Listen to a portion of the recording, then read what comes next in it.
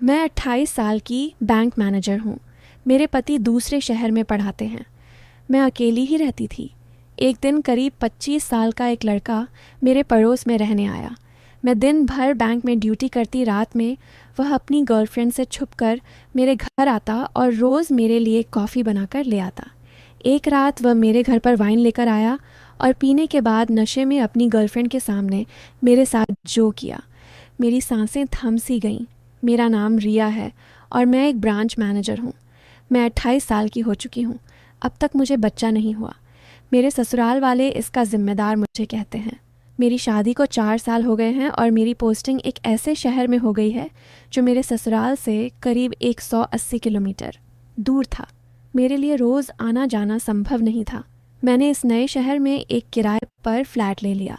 जब मैं घर छोड़कर जा रही थी तो मेरी सास ने कहा, काम छोड़कर परिवार के बारे में क्यों नहीं सोचती? मैंने कहा, कैसी बात कर रही हो माँ? बैंक की मैं नहीं छोड़ सकती। मेरे पति का अपना कोचिंग सेंटर था। उसे छोड़कर वह मेरे साथ रहने को नहीं आ सकते थे। पर उन्होंने कहा, तुम चले जाओ। हर शनिवार को मैं चला जाऊंगा तुमसे मिलने। हालांकि बैंक की नौकरी में छुट्टी कहाँ मिलती है। हमारी नौकरी में आराम कहाँ। हर वक्त अकाउंट्स और क्लाइंट्स से लगे रहते हैं। पर यही सोच में डूब गई थी कि पति को छोड़कर मैं तन्हा कैसे दिन गुजारूंगी। मेरे पति महीने में 3 बार ही मुझसे मिलने आते थे और जब भी आते यही पूछते, तुम अकेले कैसे दिन बिता रही हो? तुम्हें कोई चाहने वाला तो नहीं मिल गया है? मैं उसकी बात सुनकर गुस्सा हो जाती थी, क्योंकि एक तो मैं अकेली थी, दूसरा हर वक्त मैं काम में ही लगी रहती थी। मेरे पास तो खुद की देखभाल करने का भी वक्त नहीं था। और मेरे पति मुझसे फ़ोन पर बातें करते या घर पर आते हैं तो बस यही पूछते रहते, तुम्हारी ज़िंदगी में कोई और तो नहीं? एक दिन मैंने कहा, रोहन, तुम रोज़ मुझे यह सवाल क्यों पूछते हो? क्या तुम्हें मुझ पर विश्वास नहीं है? तुमने तो मेरा काम देख रखा है। मुझे खुद का ध्यान रखने का भी वक्त नहीं मिलता। इस पर मेरे पति कहते हैं, पहले तो मैं तुम्हारी ज़रूरतें पूरी कर देता था, पर अब तुम अकेली हो गई हो। मैंने कहा, तुम मुझसे रोज़ मिलने आ जाया करो। 4 घंटे का ही तो रास्ता है। रोज़ रात को ही आ जाया करो। पर मेरा पति का कोचिंग भी काफ़ी बड़ा था और उन्हें वक्त भी नहीं मिल पाता था। मैं उन पर काफ़ी दबाव नहीं डालती थी। वह तो मुझे फ़ोन किया करते थे और मेरे पास तो कॉल करने का भी वक्त नहीं रहता था। इस पर मेरे पति ये कहते हैं कि तुम तो मुझे भूल गई हो और इतने सालों से हमारा बच्चा भी नहीं हो रहा है, जिस वजह से मैं काफ़ी परेशान रहती थी। मेरी जेठानी को भी बच्चा हो गया है और मेरी गोद अब तक खाली है। मेरे पति कहते हैं, जब भगवान चाहेगा तब गोद भर जाएगी। हम दोनों ने अपना चेकअप भी करवाया था। ऐसी कोई भी दिक्कत तो नहीं थी। ना जाने फिर क्या वजह थी कि मैं माँ नहीं बन पा रही थी और अब तक तो हम पति पत्नी दूर रहने लगे थे। एक दिन मेरे बगल में एक 29 साल का नौजवान रहने आया। वह देखने में काफ़ी आकर्षक और फिट था। अपनी पत्नी और छोटी बहन के साथ आया था। मेरे घर पर आकर वह मुझसे पानी पीने के लिए मांगने लगा और कहा कि आज ही आया हूँ और पानी की व्यवस्था नहीं कर पाया। मैंने उसकी बोतल में पानी भर दिया और कहा कि आपको कोई भी ज़रूरत हो तो आप मुझसे कह सकते हो। वह मेरी तरफ देखने लगा और पूछने लगा, आपके घर पर कौन कौन है? मैंने कहा, मैं तो यहाँ अकेली ही रहती हूँ। इस पर उसने पूछा, आपने शादी नहीं की? मैंने कहा, मेरे पति यहाँ नहीं दूसरे शहर में रहते हैं और मेरी यहाँ पोस्टिंग हो गई है। मैं बैंक मैनेजर हूँ। इस पर वह बहुत खुश हुआ और कहा, तब तो हमारा इलाका सेफ है। उसकी बातें सुनकर मैं मुस्कुराने लगी थी। उसे वक्त तो वहाँ चला गया। उसके बाद से जब भी मुझे मिलता है हेलो हाय करता रहता है और मेरी खैरियत लेता रहता है। एक दिन उसने देख लिया कि मैं बाहर से डिनर मंगवा रही हूँ। उस रात वह मेरे घर पर आ गया और पूछने लगा, आप घर पर खाना नहीं बनाती क्या? मैंने कहा, मेरा काम ही ऐसा है कि मैं थक जाती हूँ, इसलिए ज़्यादातर बाहर से ही ऑर्डर करके खाती हूँ। उसने कहा, इस तरह से तो आप बीमार हो जाएंगी। मुझे उसका साथ अच्छा लगता था। वह मुझ पर बहुत ज़्यादा ध्यान देता था, मेरी छोटी छोटी बातों पर ध्यान रखता था। और मैं भी जब यहाँ अकेली और तन्हा थी, मुझे भी एक दोस्त की ज़रूरत थी। ऐसे तो बैंक में भी मेरे बहुत सारे दोस्त हैं, पर उनके साथ काम की ही बातें चलती रहती हैं और मुझे रिलैक्स होने के लिए भी एक जगह चाहिए, जो कि इस आदमी आरव से बात करके मुझे होती थी। पर मुझे ये बात हैरत में डाल दी थी कि उसने अपनी पत्नी का इंट्रोडक्शन कभी भी मेरे साथ नहीं करवाया था। अपनी पत्नी को कभी भी घर से बाहर निकलने नहीं देता था। उसकी बहन मुझे कभी कभी नज़र आ जाती थी, पत्नी कभी भी नज़र नहीं आती थी। इतने दिन हो गए थे उनको आए हुए, लेकिन अपनी पत्नी को मेरे घर पर लेकर कभी नहीं आया। एक दो बार पत्नी से नज़र मिली तो वह सलवार सूट पहने दुपट्टा ओढ़े रहती थी, और ये बात मुझे बहुत चौंका रही थी। एक दिन मैंने उससे पूछ लिया कि आपने मुझे अपनी पत्नी से कभी मिलवाया नहीं। इस बात पर उसने कह दिया कि मेरी पत्नी तो शर्मीली है, लोगों से ठीक से बोल नहीं पाती, इसलिए घर के अंदर ही रहती है। मैं उसका चेहरा देखते ही रह गई और ये सोच रही थी कि इतना हैंडसम और स्मार्ट आदमी एक शर्मीली औरत से शादी क्यों की। मुझे कभी कभी मन करता है कि मैं उसके घर चली जाऊं, उसकी पत्नी से मिलूं, आखिर वह हमारे पड़ोसी हैं। पर मुझे इसका मौका कभी भी नहीं मिला, और आरव अक्सर मेरे घर पर आने लगा। वह रोज़ रात को मेरे घर पर आ जाता था और मेरे लिए डिनर लेकर आता। जब मैं खाती थी तो वह मुझे बैठकर देखता रहता और मुझसे बात करता रहता। खाना ख़त्म होने के बाद वह अपने बर्तन धोकर घर ले जाया करता था। वह मुझे तरह तरह की बातें करता था, कभी जिम की तो कभी किसी फिल्म की तो कभी आसपास की तो कभी कोई ट्रेंडिंग न्यूज़ की, और अक्सर मेरी खूबसूरती की तारीफ़ किया करता था। एक दिन उसने मुझसे पूछ लिया कि आपके बच्चे कितने हैं। उसके सवाल से मैं उदास हो गई और मैंने कहा कि मेरा अभी तक बच्चा नहीं हो पाया है और अब तो मेरे पति भी दूर रहने लगे हैं। उसने पूछा कि आप इतना अकेलापन कैसे दूर करती हो, आपकी भी तो आपकी ज़रूरतें होंगी ना। उसकी बात सुनकर मैं काफ़ी घबरा गई थी।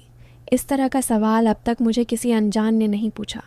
मेरे पति अक्सर यह सवाल पूछते रहते हैं, पर मेरे ऑफिस में काम करने वाले लोग या मेरे आसपास के लोगों ने भी कभी यह सवाल नहीं किया, जबकि सबको मालूम है कि मैं अकेली ही रहती हूँ।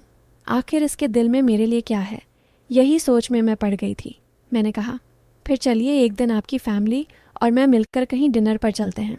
ये बात को घुमाने के लिए कही थी। दरअसल मैं उसकी पत्नी को देखना चाहती थी। मोहल्ले के लोग कहते हैं कि आरव अपनी पत्नी को छुपा कर रखते हैं। आसपास की कई औरतों ने मुझसे कहा कि ज़रूर कोई बात होगी। उसकी पत्नी जब घर पर अकेली रहती है तो दरवाज़ा तक नहीं खोलती। यह बात मुझे भी सोच में डाल दी थी। आखिर वह अपनी पत्नी को ऐसे क्यों रखता है। मोहल्ले वालों ने उसकी बहन से भी यह सवाल किया था तो बहन चुप हो जाती है और वह किसी से कुछ भी बात नहीं करती थी। मुझे शक होने लगा था क्योंकि एक बार मुझे उसकी बहन अकेले में मिल गई थी और मैंने उससे पूछा था, तुम्हारी भाभी कहाँ है। तो इस बार वह बिल्कुल ही चुप हो गई थी। मैंने उससे कहा, घबराओ मत, मैं अच्छी दीदी हूँ और बैंक में हूँ। बताओ, उसके चेहरे पर एक खौफ नज़र आया। वह दौड़ती हुई अपने घर चली गई थी। एक दिन मेरे पति ने पूछा, सच सच बताओ, तुम्हें कोई अच्छा लगता है या नहीं। मैं अपने पति को आरव के बारे में बताया, पर मेरे पति इस बात को सुनकर जलने पिजा नहीं रहे। कहा कि मैं तुमको अपना दिल आरव को दे दिया है। मैंने कहा, हमारे बीच में कुछ ऐसा नहीं है, पर मुझे उस आदमी पर शक होता है। तो फिक्र मत करो, मैं बैंक वाली हूँ, मैं अपना ध्यान रख सकती हूँ। कोई भी आदमी मेरे साथ कुछ गलत नहीं कर सकता। मेरे पति के बारे में पूछने लगे। उनकी पत्नी के बारे में बताया जो कि हमेशा घर में ही बंद रहती थी, और उसकी बहन जो कि बहुत ही डरी रहती है और किसी से बात भी नहीं करती थी। मेरे पति यह बात सुनकर घबराने लगे। मैंने अपने पति को कहा, मुझे आरव अच्छा लगता है, पर मुझे महसूस होता है कि कुछ ना कुछ गलत है और बस मैं इस राज का पर्दा उठाना चाहती हूँ। मेरे पति बोले, तुम एक मैनेजर हो और रहोगी, कोई अच्छा भी लगे तो उसमें भी रहस्य ढूंढने लगती रहती है। मैंने कहा, जल्दी से तुम यहाँ से जाओ, फिर मैं तुम्हारे अंदर भी रहस्य ढूंढ दूंगी। हम दोनों हंसने लगे। मैं अपने पति से बहुत प्यार करती हूँ और मेरा पति यह जानते हैं। मैंने कहा, कल ही आना पड़ेगा आपको। मेरे पति मुझसे मिलने आ गए। मैंने कहा, आप यहाँ 1-2 दिन के लिए रुक जाइए और आरव की पत्नी और बहन के बारे में पता लगाइए। मेरे पति रुक गए और उसी दौरान मुझे बहुत प्यार भी किया और कहने लगे, बताओ, तुम्हें आरव पसंद है या मैं पसंद हूँ। मैं हंसने लगी और कहा, मुझे आप पसंद है। मेरे पति 2 दिन के बाद वापस जाने लगे थे और उसने कहा, तुमने सही कहा है, इसका परिवार एक रहस्य है। 2 दिनों में मैं उसकी पत्नी को नहीं देख पाया और उसकी बहन के चेहरे पर मुझे भी डर नजर आया। हो सकता है कि कुछ ना कुछ गड़बड़ हो और तुम्हारा शक यही हो। मेरे पति चले गए, लेकिन उसी दिन मुझे मौका मिल गया आरव के घर के अंदर जाने का। आरव उस रात घर पर नहीं था। मैंने देखा आरव के घर का दरवाज़ा खुला हुआ है। मौका देखकर मैं उसके घर के अंदर चली गई। अंदर का नज़ारा देखकर मेरी आंखें फटी की फटी रह गईं।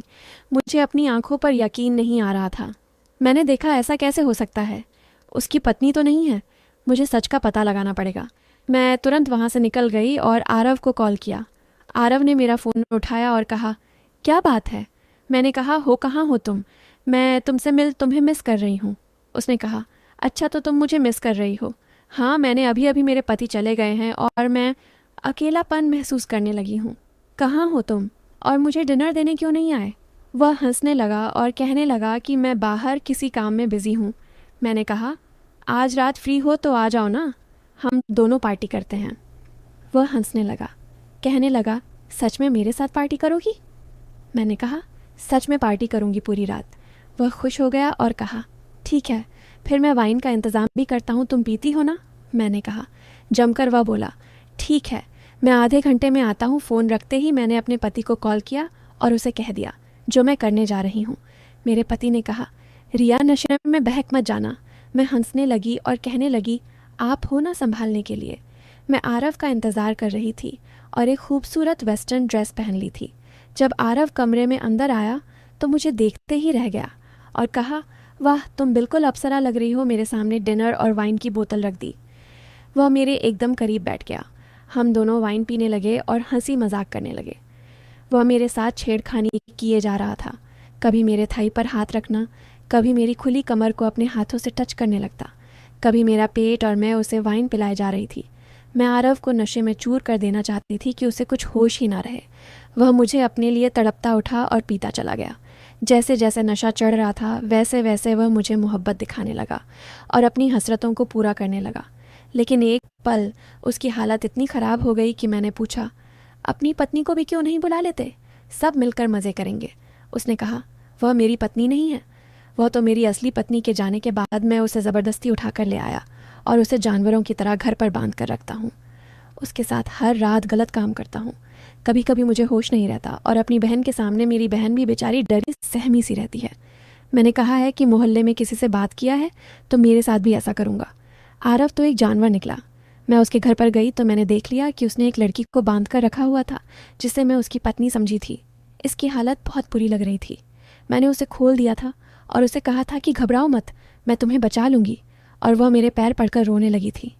कहा, इस जानवर से मुझे बचा लो, मैं अब नहीं रह सकती। हर रोज़ यह मेरे साथ, इसे तो अपनी बहन पर भी दया नहीं आती। एकदम पागल इंसान है और इसी ने अपनी असली पत्नी को धोखा दिया था और फिर मुझे उठाकर यहाँ छुपा बैठा है। मैं बैंक वाली थी। पुलिस को बुलाकर आरव को गिरफ्तार करवाया और लड़की का हमने बयान लिया। वह एक मिसिंग लड़की थी, पर आरव ने उसके साथ जानवरों जैसा सलूक किया था।